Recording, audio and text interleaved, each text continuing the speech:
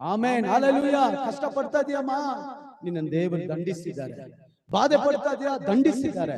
ಹಂಗೆ ಬಿಡಲ್ಲ. ಗಮನಿಸು, ಇವತ್ತು ಊಟಕ್ಕೆ ಕಷ್ಟ ಇರ್ಬೋದು.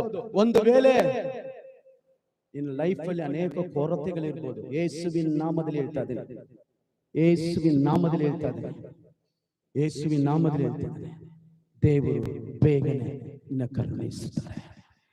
ಎಲ್ಲಿ ಅವಮಾನ ಪಟ್ಟಿಯೋ ಸಹೋದರ ಸಹೋದರಿ, ಯಾವ ಕುಟುಂಬ ಯಾರ ಮುಂದೆ ಅವಮಾನ ಪಟ್ಟವೋ ಬರೆದಿಟ್ಟುಕೋ, ಅವರೆಲ್ಲರ ಮುಂದೆ ದೇವರು ನಿನ್ನ ಘನವಾಗಿರ್ತಾರೆ.